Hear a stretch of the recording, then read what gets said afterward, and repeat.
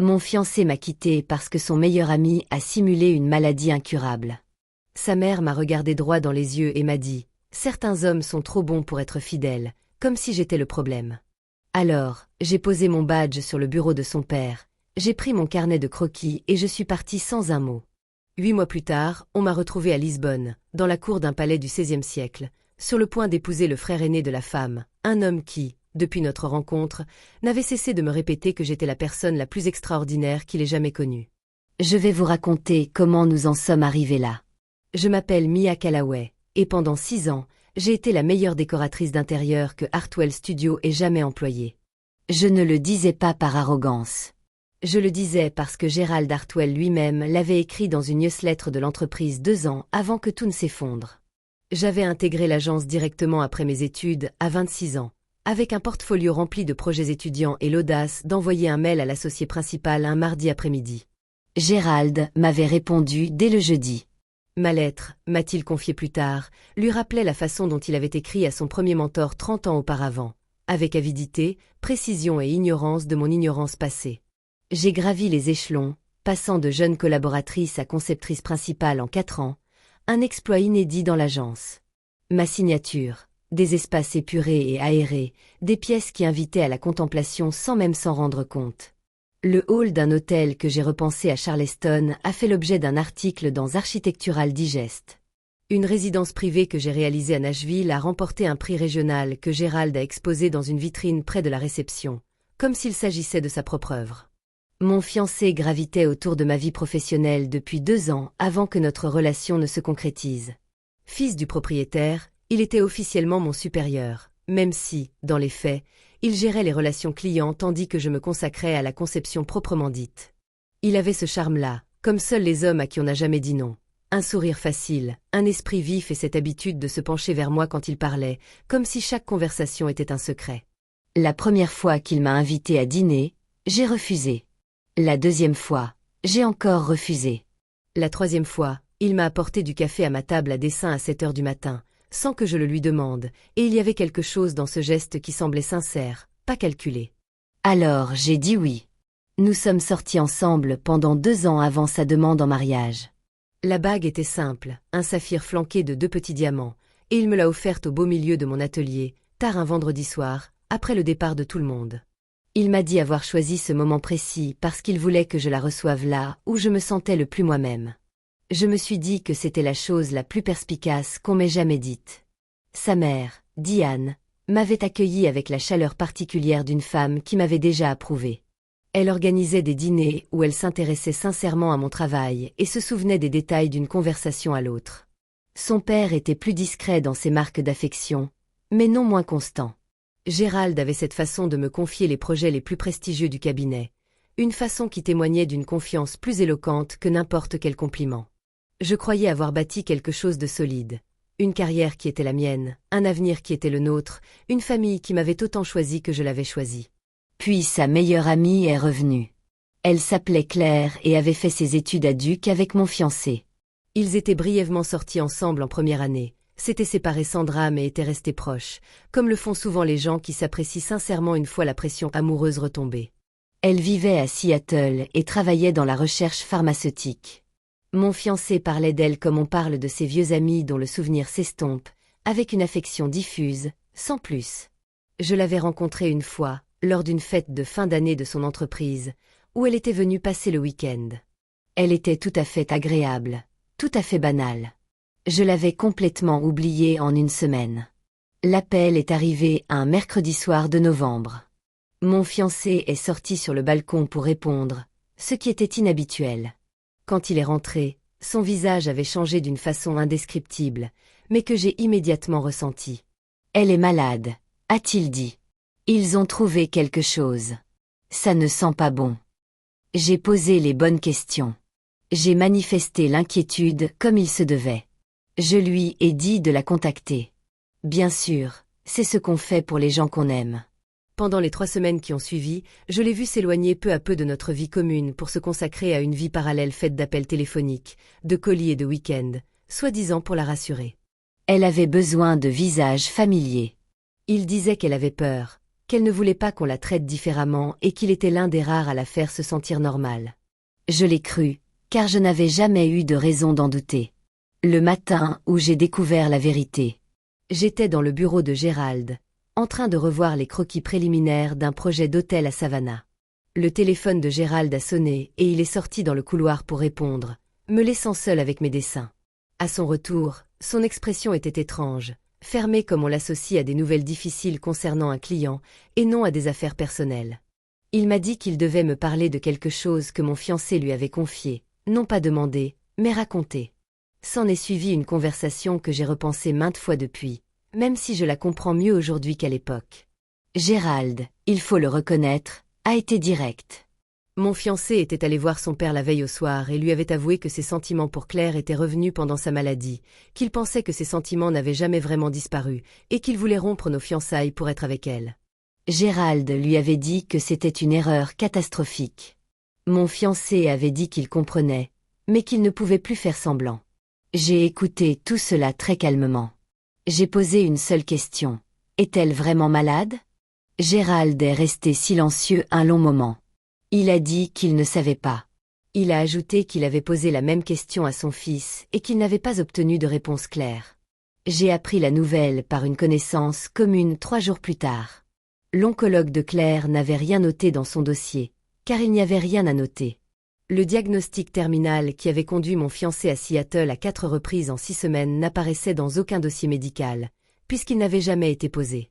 Ce qui existait, c'était une femme qui avait vu son amour de jeunesse, presque une idylle, se construire une vie avec un autre et qui avait décidé qu'une crise pourrait accomplir ce que l'honnêteté n'avait pas réussi à faire. Mon fiancé l'ignorait dès le début. Gérald me l'a confirmé plus tard.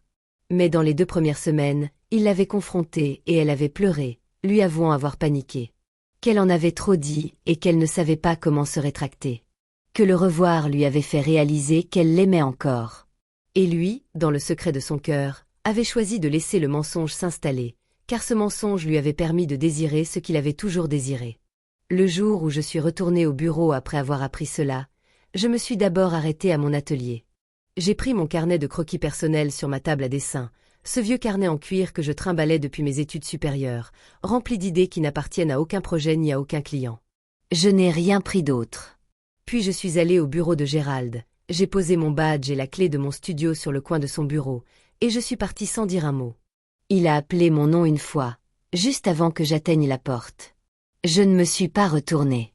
Diane était dans le hall, en route pour un déjeuner d'affaires. Elle m'a vue et s'est arrêtée. Je l'ai observée comprendre, avec cette efficacité propre aux femmes intelligentes, ce qui s'était passé. Elle a dit, « Certains hommes sont tout simplement trop bons pour être fidèles. » J'ai repensé à ces mots à maintes reprises depuis. Je crois qu'elle les exprimait par compassion. Je crois qu'elle voulait me faire comprendre que la faiblesse de son fils était une forme de souffrance, que son incapacité à me choisir était en quelque sorte un excès de sentiment plutôt qu'un manque. Je crois qu'elle pensait bien faire. J'ai franchi les portes du hall et me suis retrouvée dans l'air de novembre, sans me retourner vers l'immeuble que j'avais mis 6 ans à rendre exceptionnel. Dans mon appartement, il y avait encore ses vestes dans le placard, sa tasse de café dans le meuble et une liste de courses écrites de sa main, épinglée au réfrigérateur. J'ai fait ma valise, appelé mon propriétaire depuis le parking à 2 rues de là et convenu de renoncer à ma caution en échange d'un départ anticipé. J'ai passé une nuit dans un hôtel près de l'aéroport et embarqué le lendemain matin. Je n'avais pas réalisé que j'allais à Lisbonne avant de me retrouver devant le tableau des départs. Du Portugal, je connaissais les azulejos, ces carreaux impressionnistes et fins, la musique des photos, cette lumière dont les peintres disaient qu'elle était unique. À mon arrivée, j'ai découvert que Lisbonne était une ville bâtie sur des collines et des contradictions, à la fois ancienne et d'une modernité désinvolte, imprégnée de siècles d'histoire, où tout semblait à la fois permanent et éphémère. C'était une ville détruite par un tremblement de terre en 1755 et entièrement reconstruite à partir de ses décombres par un homme nommé Pomble, qui avait décidé, au cœur de la catastrophe, que la nouvelle version pouvait être meilleure que l'ancienne. J'y ai souvent repensé pendant mes premières semaines là-bas. J'ai trouvé une chambre dans une pension du quartier d'Alama, tenue par une institutrice retraitée nommée Donna Coneso. Elle demandait un prix modique et posait peu de questions. Je passais mes matinées à arpenter les rues escarpées de la ville, mon carnet de croquis à la main, réapprenant à regarder sans but précis. J'assistais à des ateliers de faïence et observais les artisans reporter des motifs sur la céramique avec la patience de ceux qui comprenaient que le travail importait plus que la rapidité. Je mangeais des tartelettes à la crème, sorties d'un sac en papier, sur les marches des églises et laissais le soleil d'octobre réchauffer ce rhume tenace qui s'était installé au creux de mon sternum. Je ne guérissais pas vraiment. J'attendais d'en avoir envie. 6 semaines après mon arrivée, j'ai envoyé un courriel à tous les cabinets d'architecture et de design de Lisbonne, accompagné d'une traduction portugaise relue par un étudiant local. J'y ai joint mon portfolio et une brève explication. J'étais une designer américaine installée à Lisbonne et intéressée par des missions contractuelles. 3 cabinets m'ont répondu. L'un d'eux était un petit studio nommé Cupula, spécialisé dans la réhabilitation de bâtiments historiques, transformant ces derniers en espaces contemporains sans en effacer le caractère précieux. La propriétaire s'appelait Elena. Elle avait 62 ans et dégageait l'assurance particulière de quelqu'un qui n'avait plus rien à prouver à personne. Elle a examiné mon portfolio pendant 9 minutes en silence, puis m'a dit dans un anglais précis mais avec un léger accent que mon travail comprenait quelque chose en matière de mémoire que la plupart des designers passaient leur vie à ignorer. Elle m'a proposé un poste contractuel à pourvoir dès la semaine suivante. J'ai commencé comme jeune collaboratrice, malgré mon expérience, et je m'y suis consacrée sans rechigner. Elena l'a remarqué. En 2 mois, elle me confiait la direction de projet. En 4 mois, elle expliquait à des clients internationaux que son designer américain était la raison pour laquelle il faisait appel à son studio. Je me reconstruisais comme je le pouvais, par le travail, une pièce après l'autre, un bâtiment après l'autre, un détail soigneusement étudié après l'autre. Le concours avait lieu en mars, dans une galerie près du front de mer. Des designers régionaux étaient invités à présenter des concepts de réhabilitation pour une ancienne usine textile de Porto, et Elena avait soumis une proposition que j'avais élaborée pendant 8 semaines. J'ai présenté mon projet à un jury de 7 personnes dans une salle aux hautes fenêtres donnant sur le fleuve, et pour la première fois depuis des mois, je me suis sentie pleinement présente à ma propre vie. J'ai remporté la 2e place dans une salle remplie de designers portugais imprégnés de cette tradition. Cette 2e place avait une saveur particulière. Il s'est présenté à la réception qui a suivi. Il était assis au fond de la table des juges, celui que j'avais le moins remarqué car il posait le moins de questions. Grand, son visage suggérait une observation discrète tout au long de sa vie. Une beauté non pas ostentatoire, mais une présence qui vous donnait l'impression d'avoir toute son attention. Il a dit que mon concept avait accompli quelque chose de rare, honorer la vocation première du bâtiment plutôt que de simplement la reconnaître. Il m'a demandé ce qui m'avait séduite dans le choix de la police de caractères utilisée pour la présentation. Nous avons discuté pendant 1 heure. J'ai appris qu'il dirigeait une société de promotion immobilière basée en partie à Lisbonne et en partie à Londres. Qu'il avait grandi entre 2 pays et ne se sentait chez lui nulle part, et donc à l'aise dans les 2. Il m'a confié avoir une sœur cadette qu'il a décrite comme compliquée, sans plus de précision. Il m'a aussi dit avoir été juge au concours, car Elena avait insisté pour qu'une personne ayant une expérience en développement soit présente aux côtés des designers. Il s'appelait Ethan. Il n'a pas mentionné de nom de famille, et je n'ai pas posé la question. Il m'a proposé de prendre un café la semaine suivante pour poursuivre la conversation sur le projet d'usine textile dans lequel sa société envisageait d'investir. J'ai accepté par professionnalisme et par envie. Le café s'est transformé en dîner. Le dîner en une promenade sur les quais qui s'est prolongée jusqu'à minuit. Lors de notre 3e rencontre, il m'a emmené au marché du samedi dans le quartier de la Moria, un marché qu'il fréquentait depuis des années. Je l'ai observé déguster des huiles d'olive avec le sérieux de quelqu'un qui savait apprécier les petits plaisirs. Lors de notre 4e rencontre, il est venu à l'atelier et a examiné attentivement tout ce qui se trouvait sur ma table à dessin sans rien toucher, posant des questions qui laissaient entendre qu'il avait repensé à nos conversations précédentes entre-temps. Je lui ai raconté ma carrière par fragments, l'histoire de Gérald, les années passées à bâtir la réputation du studio, comment j'avais appris que la retenue n'était pas synonyme de soustraction, mais plutôt de précision. Je lui ai dit que j'avais quitté une vie sans entrer dans les détails. Il m'a écouté sans insister, se contentant de dire que ce qui m'avait amené à Lisbonne avait été utile à la scène du design local, et que, par conséquent, il s'en réjouissait, un peu égoïstement. Je suis tombée amoureuse de lui avec précaution, comme on le fait après avoir été insouciant et dont on comprend maintenant le prix. Il s'est adapté à mon rythme sans que j'aie à le lui demander. Quand j'avais besoin de prendre mes distances, il les respectait sans que j'aie à me justifier. Quand j'avais besoin de compagnie, il était là, sans arrière-pensée. C'était le genre de personne qui se souvenait de ce que j'avais mentionné par hasard 3 conversations plus tôt et qui en reparlait plus tard, non pas pour prouver qu'il s'en souvenait, mais parce qu'il voulait vraiment savoir ce qu'il en était advenu. Nous étions ensemble depuis 7 mois. Il m'emmena dans un restaurant qu'il avait réservé pour un mardi soir, un endroit inhabituel par son calme, ses bougies discrètes et le fait qu'à notre arrivée, la salle ne comportait que notre table. Il me confia qu'il réfléchissait à l'avenir qu'il valait la peine de construire et que sa réponse avait changé depuis notre rencontre. Il voulait le construire avec moi, tout particulièrement. La bague était une émeraude ovale sertie dans de l'or brossé. Il expliqua avoir choisi le vert car c'était la couleur de la ville au printemps et parce qu'elle correspondait à ma façon de voir les choses, toujours à y déceler la vie. J'ai dit oui avant même qu'il ait fini sa phrase. Nous nous sommes mariés 4 mois plus tard dans la cour du Palazzo Belmonte, un palais du XVIe siècle situé dans l'Alhama, restauré avec la précision de ceux qui savaient que la beauté ne résidait pas dans la décoration, mais dans la structure. J'avais travaillé sur un petit projet adjacent via Cupula, et c'est ainsi que j'avais découvert les lieux. Et lorsque, le matin du mariage, j'ai franchi l'arche et vu la lumière de l'après-midi sur les murs de pierre pâle et la ville s'ouvrir sur le fleuve, j'ai ressenti l'étrange plénitude d'un cercle que je ne savais pas être en train de tracer. Elena était là, dans une robe couleur vieille ambre, rayonnante de satisfaction, comme on voit enfin se réaliser un rêve. Mes amis de la fac, venus spécialement de New York, se tenaient près de la fontaine. Les parents d'Ethan, chaleureux et d'une simplicité désarmante, étaient assis au premier rang. Sa sœur avait présenté ses excuses. Un engagement antérieur, avait-elle dit.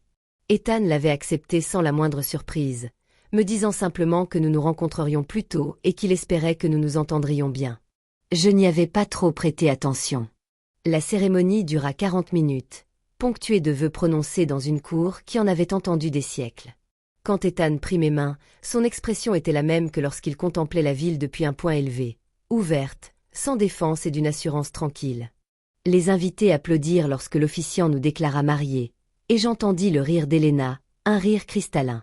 Tandis qu'Ethan et moi nous écartions pour un instant d'intimité avant le début de la réception, je remarquai un mouvement près de l'arche d'entrée. 4 personnes, des Américains, visiblement un peu trop apprêtés, comme c'est souvent le cas pour les Américains lors d'événements européens, qui avaient fait un effort considérable mais semblaient incertains. Un homme d'un certain âge, vêtu d'une veste anthracite. Une femme à ses côtés, élégante et pâle. Une jeune femme qui se tenait avec l'air contenu de quelqu'un qui gère une crise. Et un homme de mon âge dont le visage, lorsque je le vis, me figea comme un son vous fige avant même que votre cerveau ne l'ait identifié. Mon ancien fiancé était exactement comme dans mon souvenir, et pourtant plus petit. Son regard croisa le mien à travers la cour et quelque chose s'effondra dans ses yeux. Ethan sentit immédiatement mon immobilité. Il se tourna et regarda les 4 silhouettes, puis me regarda de nouveau. « Qui sont-ils » demanda-t-il doucement. Je ne répondis pas car, à cet instant, Gérald s'avança, les mains légèrement levées, comme un homme s'approchant de quelque chose qui pourrait l'effrayer. Diane s'avança également, et je la vis scruter la cour, les invités, la bague à mon annulaire gauche, et comprendre la situation avec la rapidité d'une femme qui aurait passé sa vie à analyser les pièces de théâtre. « Mia, dit Gérald d'une voix prudente. Je m'excuse de vous déranger. Nous n'étions pas certains que vous souhaitiez nous voir, mais nous devions nous assurer que vous alliez bien. Ethan s'approcha de moi sans un mot et posa sa main dans le bas de mon dos. Ce n'était pas un geste territorial. C'était le geste de quelqu'un qui disait « Je suis là », sans avoir besoin de l'attention de tous. Je vais bien, dis-je d'une voix calme. J'étais surprise de constater que j'étais sincère.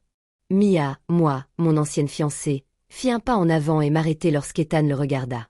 Non pas avec hostilité, mais avec la lucidité propre à un homme qui a analysé la situation et déterminé les besoins. « Ce n'est pas le moment d'en parler, dit Ethan. Mais si Mia est disposée à vous parler, je suivrai son exemple. » Je les observai tous les 4. Gérald, qui avait construit un studio que j'avais adoré, puis vu son fils détruire tout ce qui lui donnait du charme. Diane, qui m'avait d'abord offert sa chaleur, puis sa consolation, mélangeant étrangement les deux. Kennedy, la cadette, toujours franche avec moi, qui me regardait maintenant avec un air soulagé. Et mon ex-fiancé, qui avait fait un mauvais choix et qui, visiblement, en payait le prix. Je regardai Ethan. Puis je dis, « Donnez-nous quelques minutes. » Nous nous rendîmes dans une pièce plus petite, donnant sur la cour, un salon aux murs épais et aux fenêtres étroites qui s'ouvraient sur les toits. La lumière était dorée, typique de la fin d'après-midi, de celles qui adoucissent les apparences. Ce fut Gérald qui prit la parole le premier. Il a dit que Diana, leur détective privé, m'avait retrouvé 6 semaines plus tôt, qu'il suivait mon travail dans la presse européenne depuis des mois sans savoir qu'il s'agissait de moi. Un article d'une revue de design portugaise mentionnait mon nom complet. Il avait fait le lien, et avait prévenu ma famille car il estimait qu'il méritait de savoir que je ne me contentais pas de survivre, mais que je m'épanouissais pleinement. Il a ajouté que cette information avait eu des effets différents selon les personnes. Il a précisé qu'il n'avait pas prévu de venir au mariage. Il a expliqué que lorsqu'ils avaient réservé leur billet d'avion, c'était dans l'intention de me contacter discrètement, peut-être par un mot via le studio d'Elena, et que le temps s'était accéléré d'une manière qu'il n'avait pas pu gérer pleinement. Mon ex-fiancé a répété mon nom. Je l'ai laissé faire. Il a dit qu'il avait compris, 3 mois après mon départ, ce qu'il avait réellement perdu. Pas de manière abstraite et concrète. Le studio avait accepté 2 projets importants au printemps suivant mon départ et les avait menés à bien en deçà du cahier des charges. Un client avait résilié son contrat en cours de route pour aller voir un concurrent. Gérald avait embauché 2 nouveaux designers, mais aucun n'avait fait l'affaire. Kennedy avait pris en charge la gestion des opérations, mais sans aucune expérience en design, elle passait le plus clair de son temps à gérer les inquiétudes des clients plutôt qu'à résoudre leurs problèmes. Il affirma que ce n'était pas la raison de sa venue. Il expliqua qu'il était venu parce qu'il n'arrivait pas à se pardonner et qu'il avait besoin que je comprenne pleinement la gravité de ses actes. Diane resta silencieuse pendant tout ce temps. Lorsqu'il eut terminé, elle dit simplement « Elle n'est pas là pour te pardonner. Elle est là pour se marier. » Elle était mariée, dit Ethan depuis l'embrasure de la porte. Il était resté sur le seuil, non pas pour s'imposer, mais pour être présent. Il y a une quinzaine de minutes, quelque chose avait changé dans la pièce au son de sa voix. J'ai vu mon ex-fiancé le regarder vraiment pour la première fois, et j'ai vu la reconnaissance commencer son lent et terrible travail. « Tu t'appelles Ethan, dit mon ex-fiancé. Ce n'était pas une question. Ethan Callaway. » Maintenant, dit-il, et j'ai senti quelque chose de calme et de certain me traverser en entendant mon nom associé au sien pour la première fois à voix haute, même si jusqu'à ce matin, j'étais Ethan Whitmore. Le nom de famille a fait irruption dans la pièce avec la force d'un objet qui tombe. Diane a dit très doucement. Whitmore. Clarera est ma sœur cadette, dit Ethan.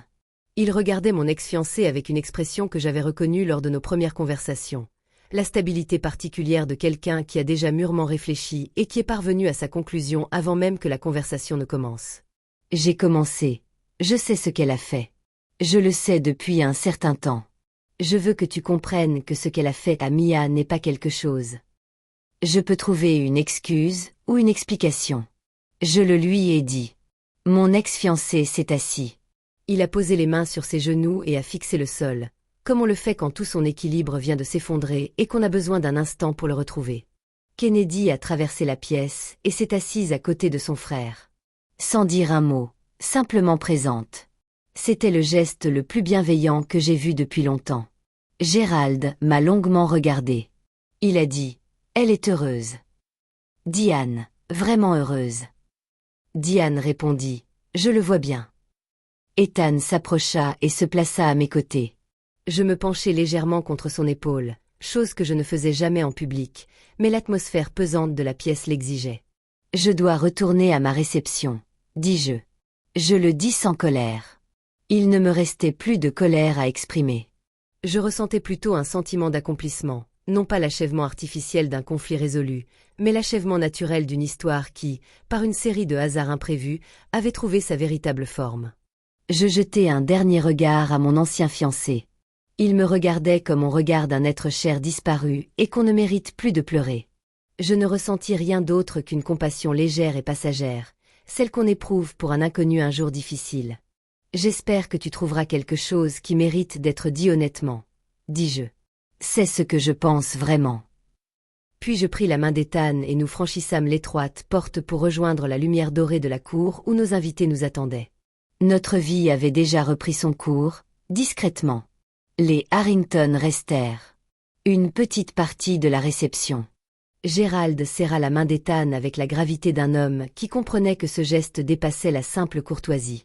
Kennedy me trouva brièvement près de la table des desserts et me dit, avec son efficacité habituelle, que j'avais l'air d'avoir eu exactement ce qu'elle méritait et que c'était un compliment. Je la remerciai sincèrement. Mon ex-fiancé partit sans m'adresser la parole. Je le regardais s'éloigner de l'autre côté de la cour, sans éprouver la moindre attirance pour lui, seulement la nette impression que ce qui nous unissait s'était dissous si complètement que son absence était indiscernable de sa présence. Il était simplement devenu une personne que j'avais connue. 6 mois après le mariage, Ethan et moi avons organisé un dîner dans notre appartement d'Alhama. La liste des invités était modeste, Elena et son mari, 2 couples que nous avions rencontrés dans le milieu du design. Et comme Ethan avait insisté, et parce que j'avais compris que les cercles incomplets ont la fâcheuse tendance à rester ouverts, Gérald et Kennedy, qui étaient à Lisbonne pour un congrès, avaient accepté notre invitation avec le soin particulier que l'on apporte à ceux qui souhaitent vraiment la recevoir. Bon, j'ai préparé un repas américain avec des ingrédients portugais, des côtes de bœuf braisées au vin de l'Alentasio, des légumes rôtis du marché du samedi, une galette de pêche à la crème d'une ferme laitière de Ceará. Ethan a ouvert une bouteille de vin et a discuté avec Gérald d'un projet immobilier dans le quartier de Moraria, pour lequel Cupula avait été contacté. Je les ai observés converser avec l'aisance de 2 personnes partageant un intérêt sincère, sans aucun conflit passé entre elles. Après le dîner, j'ai apporté le café et Kennedy m'a aidé à débarrasser avec l'efficacité qu'elle déployait en toutes circonstances. Nous sommes restés un instant dans la cuisine, dans un silence paisible. Elle a dit, « Il va mieux, il est plus calme. Il dirige une petite entreprise maintenant, la sienne, rien à voir avec celle de papa. Il a l'air d'apprécier ça. » J'ai répondu que j'étais contente de l'entendre. Elle m'a regardée avec cette franchise que j'ai toujours respectée chez elle et a dit, « Tu as été la meilleure chose qui soit arrivée à ce studio. » Sache que nous le savons. J'ai dit, « Je sais que vous le savez. » Elle a souri, ce qui était rare chez elle. Et je rapportai le café à table. Plus tard, assise en bout de table, je contemplais la lueur des bougies qui caressaient les visages de ceux que j'avais choisis et qui m'avaient choisi. Je repensais à ce que je comprenais maintenant, et que je n'avais pas saisi lorsque, dans le hall de Gérald, mon badge à la main et rien d'autre, j'avais cru, comme on croit aux choses avant qu'elles ne soient mises à l'épreuve, que la vie que je construisais était solide parce que j'y avais travaillé dur. J'avais confondu mon investissement avec sa sécurité. Ce que je comprends maintenant, c'est que le travail que l'on accomplit dans un lieu n'appartient pas à ce lieu, il nous appartient, il nous suit partout et trouve son expression là où nous sommes prêts à le déposer. La version de moi qui avait conçu des halls d'hôtel à Charleston et remporté des prix régionaux pour une famille qui finirait par me rejeter n'avait pas été vaine. Elle s'était entraînée. Elle avait développé les compétences précises qui lui permettraient d'entrer dans l'atelier d'Elena, dans une ville étrangère, et de recommencer sans hésiter. La trahison ne m'avait pas brisée. Tout s'était éclairci, comme lorsqu'on réduit une sauce en poudre. Tout ce qui n'était pas essentiel avait disparu, ne laissant subsister que la saveur la plus pure. J'ai jeté un coup d'œil à Ethan, de l'autre côté de la table. Il riait d'une remarque de Gérald, le visage totalement décomplexé, comme lorsqu'il était chez lui. Il a croisé mon regard et l'a soutenu un instant. Son expression était celle qu'il avait toujours, calme, chaleureuse et d'une assurance tranquille. J'ai pensé à Claire, que je n'avais pas revue depuis une brève conversation, soigneusement préparée, le mois suivant le mariage. Ethan et sa sœur avaient été présents et sincères. Pour la première fois, je la connaissais, je la comprenais presque, je la tenais responsable. Je n'éprouvais ni gratitude envers elle, ni pardon à proprement parler. Je ressentais quelque chose de plus neutre, de plus juste. Ces choix avaient déclenché une série d'événements qui m'avaient mené là où je ne serais jamais allé autrement. À cette table en particulier, à cet homme en particulier, à cette soirée précise, à la lueur des bougies et au vin, et au plaisir simple et profond d'une vie que j'avais bâtie de mes propres mains, sur les ruines d'une autre que j'avais eu la grâce de consumer moi-même. La justice ne résidait pas dans sa souffrance, si tant est qu'elle souffrit. La justice résidait dans ceci, dans sa plénitude, dans le fait que chaque pièce que je concevrais pour le reste de ma carrière porterait l'autorité particulière de quelqu'un qui avait appris par une expérience réelle et coûteuse. Que les plus beaux espaces sont ceux qui font place à ce qui est permanent et se libèrent de tout ce qui ne l'est pas. Elena leva son verre à l'œuvre, dit-elle, ce qu'elle disait toujours lorsqu'elle portait un toast, car elle croyait que l'œuvre était tout. La pratique, l'amour, la vie, un acte continu de création de quelque chose qui mérite d'être conservé. Nous levâmes nos verres. Dehors, les lumières de Lisbonne se répandaient sur les collines vers le fleuve, antiques et reconstruites, et obstinément vivantes. Si le parcours de Mia, de l'oubli à la plénitude, vous a touché. Abonnez-vous à notre communauté, les liens cachés. Chaque abonnement nous permet de vous faire découvrir davantage d'histoires de personnes qui ont compris que leur plus grande force résidait dans leur refus de disparaître.